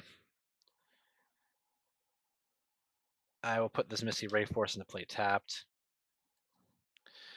So whenever a artifact goes into a opponent's graveyard from battlefield, I get to draw a card, which is great given the meta game of treasures. Look at all that land. Is that beautiful? And then I can finally do Molten Psyche shit. So I'm going to shuffle and draw 5 cards.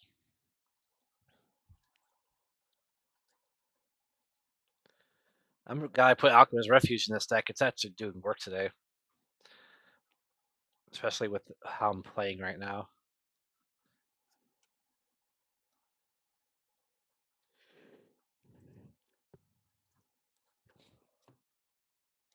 That'll be 5 draw triggers. That'll be blah, blah, blah. Stuff triggers. I'm out of mana, but I can attack still. So I guess essentially, it doesn't even matter. I could just attack with my little wieners because I don't need it. See, my deck does not need Yidris to win.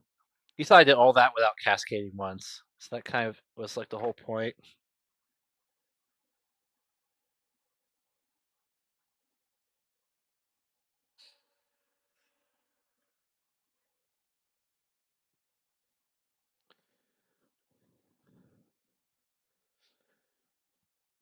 Anyway,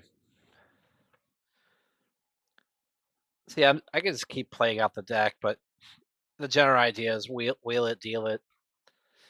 Narset's, right? Narset's just cursed in this deck. I did not think that draw stacks was actually going to hurt me more than anyone because I like this. How many cards here don't work right now? These 2 don't work right now. Um, this doesn't work as well because there aren't as many cards to make them discard.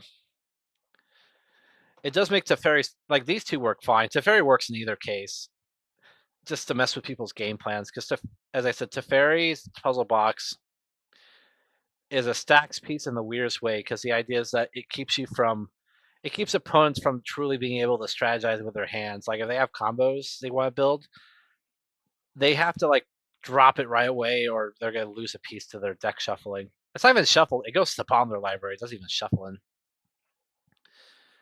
But yeah. Move to next turn. Oh, first I put the 5 on the bottom, draw 6.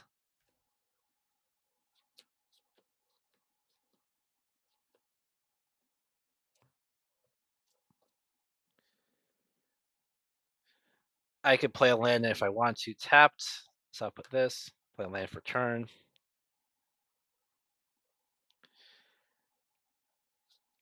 I'll tap 4 to play Jace Wheeler of Mysteries right now.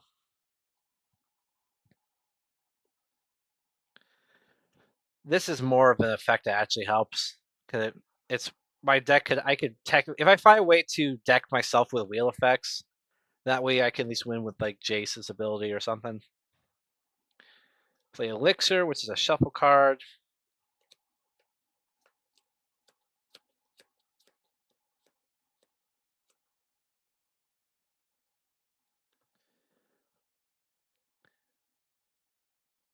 What do I even do anymore?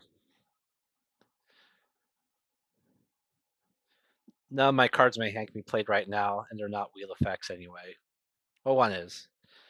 Let's say I just attack, give myself Cascade, draw the 3 cards. Shit. I could tap 3 to Fairy's Tutelage.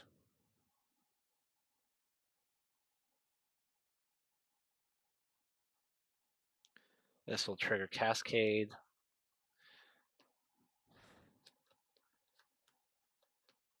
Brainstorm. Actually, that's perfect because I could actually take advantage of Brainstorm.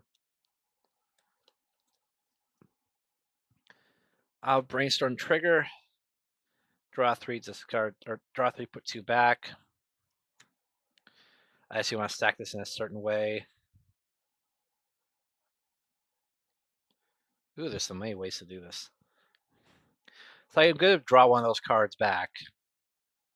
So I want to put something away that I don't want to draw. Let's go ahead and do this card and this card.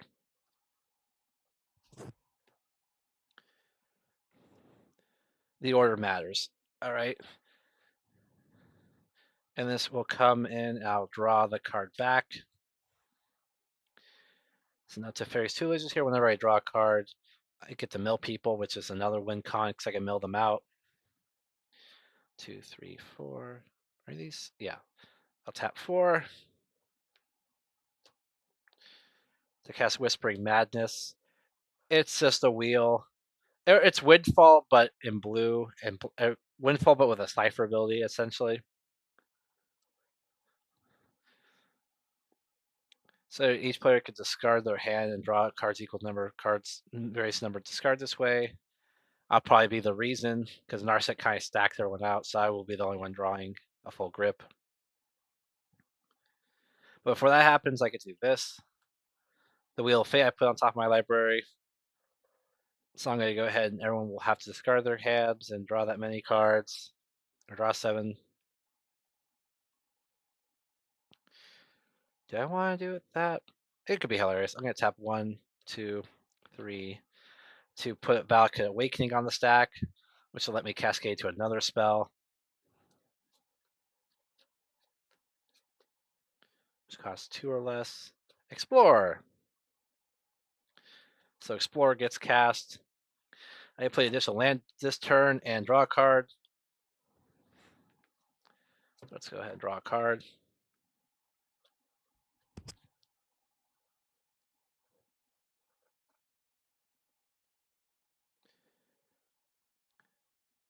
And then I'll do this, play number of cards in my land, my Marbright, and draw that many cards. +1. So I'll put this at the bottom. Draw 2.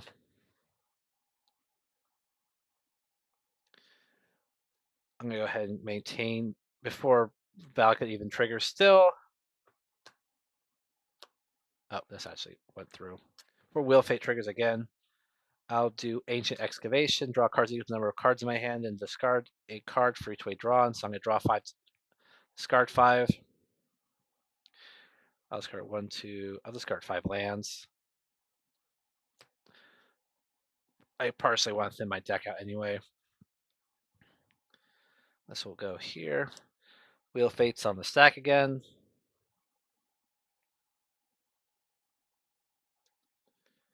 I only got 2 lands left. Actually, I should have played something else, but that's fine.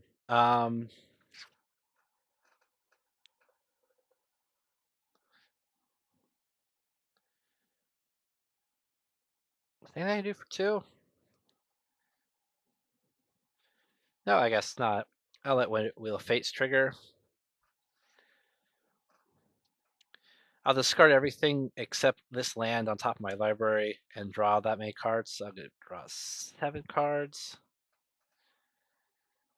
And then I'll have Whispering Madness do its thing. I'll exile, put it on Yadris, and now Yadris can now force that ability to happen automatically. Let's say cards from hand, right?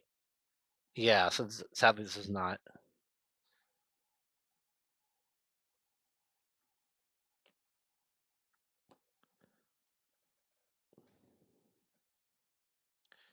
Oh, it is weird word though, but that's fine. I'm going to discard 1, the 6 on top, and draw.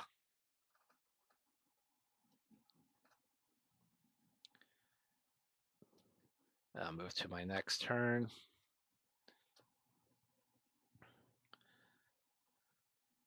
So I get to play anything at instant speed right now before I lose this hand. Or I lose cards to the Fairies Puzzle Box. Let's first do this with this and this. Give everything flash, and I can just cast anything I want from my hand. Tap 3 to play a Dryad. I can play additional land each turn. Not relevant yet.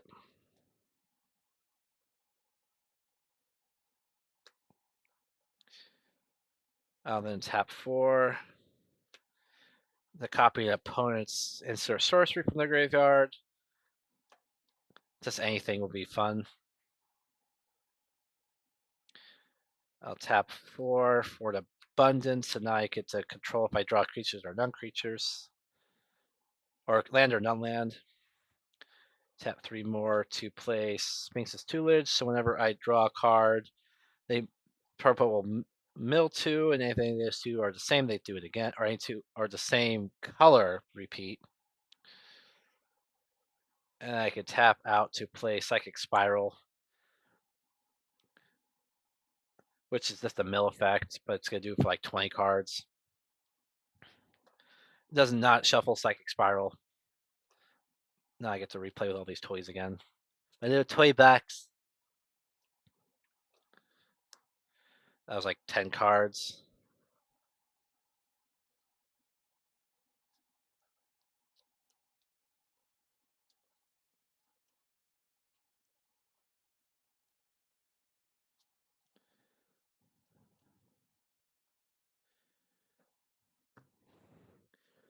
And then to fairies will trigger. I will put these 2 on the bottom, and I'm going to reveal until I get 3 non-land cards. Verity Circle, Fierce Guardianship, Profane Tutor. Yeah, didn't want that to show up.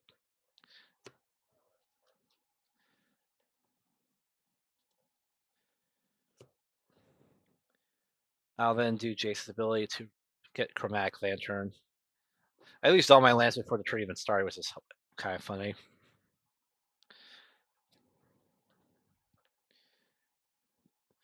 I have yet to do a single land drop though. So I'm gonna go ahead and attack with these 2. I will order it so this ability will trigger first. Oh. No, I want this to happen first. Draw 3 cards. And I want to discard and draw equal to number of cards. Is there a way to make this work?